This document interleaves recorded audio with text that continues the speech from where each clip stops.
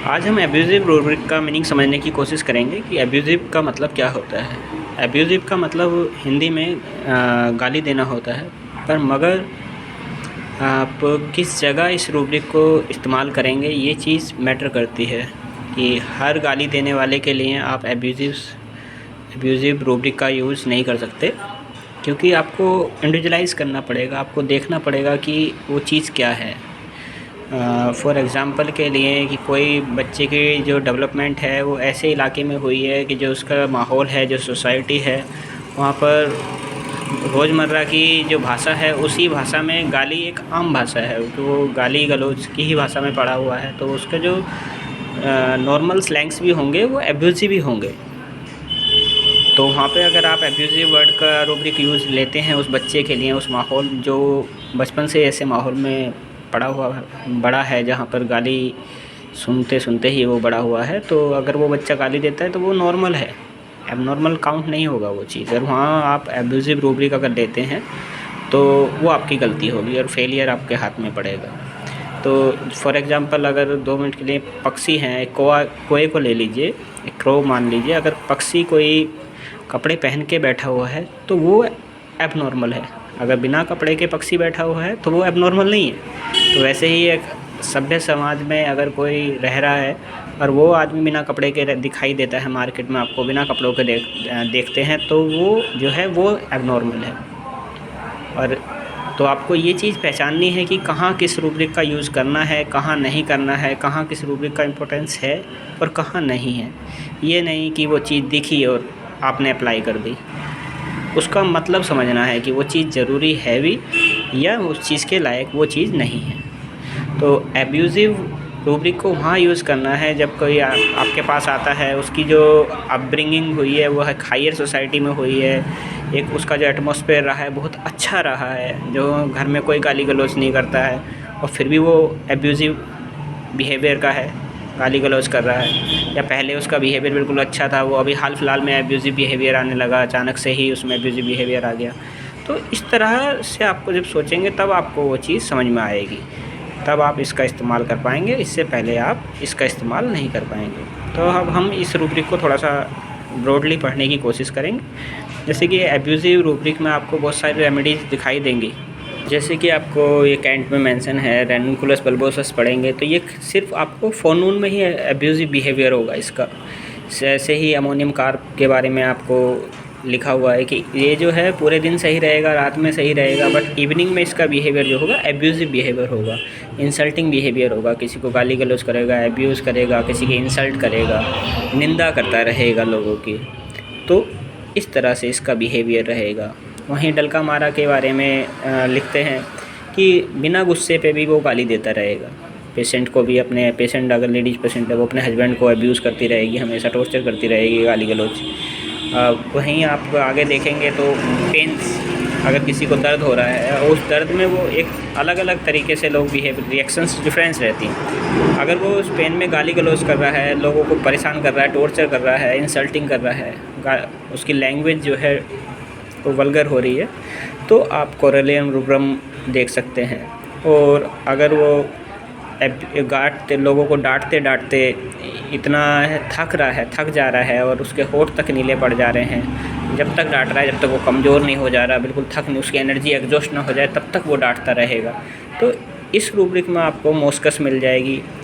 और abusive rubric को अगर हम और आप दूसरी रेपर्टरीज से पढ़ेंगे या कंप्लीट रेपर्टरीज से या सिंथेसिस से पढ़ेंगे तो आपको मिलेगा, और दूसरे रूब्रिक्स भी मिलेंगे, जैसे कि बंदा कोई ड्रिंक करता है और ड्रिंक करने के बाद एब्यूज़िव बिहेवियर डेवलप हो रहा है उसका, उससे पहले नहीं हो रहा। ड्रिंक करी तभी वो गाली देनी चालू करेगा, उससे पहले नहीं, ना बाद में ना पहले, बस ड्रिंक करने के टाइम पे ही वो गालियाँ देगा। जब ड्रिंक कर लेगा, जब उसको नशा होगा तभी वो गाली देगा। तो इसमें हेपार सल्फ, पेट्रोलियम वगैरह दे रखी हैं। सिंथेसिस में भी ये रूब्रिक आपको मिल जाएगा।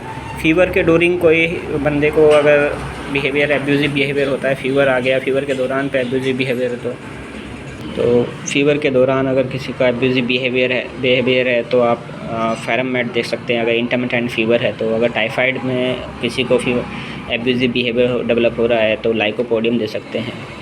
अगर इरिटेबिलिटी हो रही है, इरिटेबिलिटी थोड़ी सा इरिटेबल हुआ पेशेंट और गाली गलौज चेक करने लगा, तो वहाँ पे आप इपिकेक्स सोच सकते हैं। अब बहुत से लोग जेलेसी होने लगती है, कुछ लोगों को जेलेसी होगी, और जेलेसी के साथ साथ वो जब जैसे उनको जेलेसी होगी किसी भी चीज़ से, तो बस उनके मुंह से गालियाँ निकलनी चालू हो जाएंगी, भर भर के गालियाँ निकलनी चालू हो जाएंगी। तो उस सिम्टम में भी आप नक्स-वोमिका और हाइपोसैलेमस सोच सकते हैं। बहुत सी लेडीज़ क्या है कि जैसे मेंसेस का टाइम पीरियड चल रहा है, और मेंसेस के पीरियड के दौरान पे जो है एब्यूज़िव बिहेवियर डेवलप हो जाता है, गाली गलौज करने लगती हैं, और पास वालों से बैड बिहेव में बात करने लगेंगी, इंसल्ट करने लगेंगी अपनी मम्मी की, पापा की, या भाई बहन जो भी हैं उनके साथ वालों की। तो अगर वो मेंसेस से बिफ़ोर अगर जेलेसी हो रही मेंसेस से पहले एब्यूसिव बिहेवियर डेवलप हो रहा है, तो आपको 2 रेमेडी ये बोविस्टा या कैमोमिला में से आप सोच सकते हैं, उनके कॉन्स्टिट्यूशन के अकॉर्डिंग आप सोच सकते हैं। अब आप फ़र्ज़ करिए आप किसी को जो है अपोजिशन करते हैं, किसी की बात को अपोज़ करते हैं, जिस बंदे की बात अपोज़ हो रही है तो बहुत सा नॉर्मली है, नॉर्मल अपोजिशन हो जाता है, कोई किसी न किसी की बात का अपोज़ करता है। पर अगर वो बंदा जैसे ही किसी ने अपोजिशन करा उसकी बात का, तो और वो गाली गलौज करने लगता है, तो वहाँ पे आप हाइड्रेस्टिस सोच सकते हैं। अगर इस तरह से होता है, कोई कभी कभार ऐसा होता है कि जो अपने एसोसिएट्स जो भी नीचे जो काम करते हैं, जो साथ में काम करते हैं, उन लोगों के लिए हमेशा उसका बिहेवियर उनको इंसल्ट करता रहेगा, उनकी बेइज्जती करता रहेगा। इस तरह का किसी का बिहेवियर है तो अपने साथ में काम करने वालों के लिए, तो यहाँ पर आप खाली सिंगल रेमेडी है मर्क्यूरियस सोच सकते हैं। तो बहुत सी बार क्या होगा कि पेशेंट को सोचेगा ही नहीं कि वो क्या कह रहा है, किसको क्या लगेगा, क्या फीलिंग होगी या नहीं होगी। तो यहाँ पर अगैथिस नाम की एक रेमेडी है, रेयर रेमेडी है, जो आप प्रिस्क्राइब कर सकते हैं। बहुत से बच्चे हैं जो अपने पेरेंट्स की जो है इंसल्ट करते रहते हैं, पेरेंट्स के इंसल्ट करेंगे, वो मिल जाएंगे आपको हर जगह। आज की डेट में जो मॉडर्न बच्चे हैं वो तो अपने पेरेंट्स को सोचते हैं कि हाँ जी हम ही बड़े हैं, इन्हें तो कुछ आता ही नहीं है, तो अपने पेरेंट्स की बेइज्जती करते रहेंगे। सबसे पहले यहाँ पे प्लेटिना को कभी मत भूलिएगा। प्लेटिना हुआ, लाइकोपोडियम हुआ, लैकेसी, नेटम्यूर, अमोनियम म्यूर, कैमोमिला वगैरह, और कैलकेरिया आयोडियम, ये रेमेडीज़ हैं जो बच्चे जो अपने पेरेंट्स को इंसल्ट करते हैं, पेरेंट्स की बेइज्जती करते हैं, पेरेंट्स को डांटते रहेंगे, उनके साथ बैड बिहेवियर करेंगे। बहुत से लोग होंगे जो वैसे तो केयरिंग रहेंगे, पर जैसे ही बीमार पड़ेंगे तो वो अपनी फैमिली वालों के लिए, अपने घर वालों के लिए, अपने बच्चों को गाली गलौज करते हैं। ये काली ग्रुप में, वैसे काली ग्रुप बहुत अच्छी रेमेडी होती है, पर काली ग्रुप में काली आयोड ये इस तरह की होती है। जब भी बीमार पड़ेगा तो वो परिवार की केयरिंग छोड़ के उन्हें गाली गलौज करने लगेगा, उनकी इंसल्ट करने लगेगा, फैमिली के चिल्ड्रंस के लिए बहुत बैड क्रूल बिहेवियर शो करता है काली आयोड। इसमें कार्सिनोसिन और थूजा भी मिल जाएगी।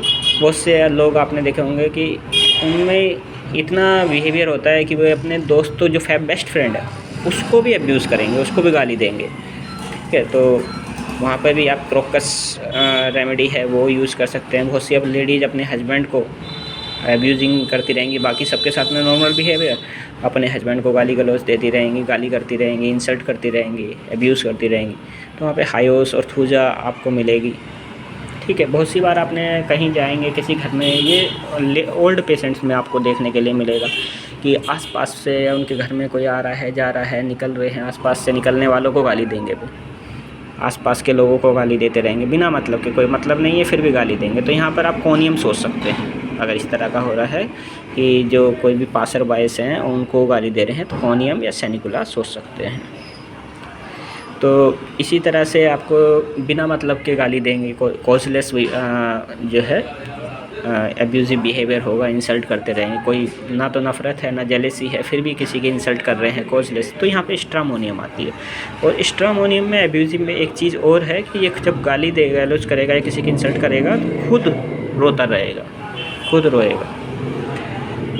आप ओजोन के बारे में देखेंगे, ओजोन क्या है कि वो इंसल्ट करते करते वो विश करेगा कि दूसरे का गलत हो जाए। तो ये कुछ रूब्रिक्स थे जिसमें आपको एब्यूजिव इंसल्टिंग का बिहेवियर का आपको पता चलेगा। इसमें खाली यही नहीं है कि गाली और एब्यूजिव, बहुत से लोगों को इस रूब्रिक को दूसरे तरीके से भी समझ सकते हैं। बहुत से लोग दूसरे का शोषण करने की कोशिश करते हैं, तो उनका उस तरीके से भी आप एब्यूजिव बिहेवियर, शोषण करने के लिए बिहेवियर को एब्यूजिव ले सकते हैं आप, कि चाहे मेंटली ले रहे हैं, शोषण कर रहे हैं, या फिजिकल लेवल पे शोषण कर रहे हैं, तो वहाँ पर भी आप एब्यूजिव बिहेवियर ले सकते हैं। Thank you.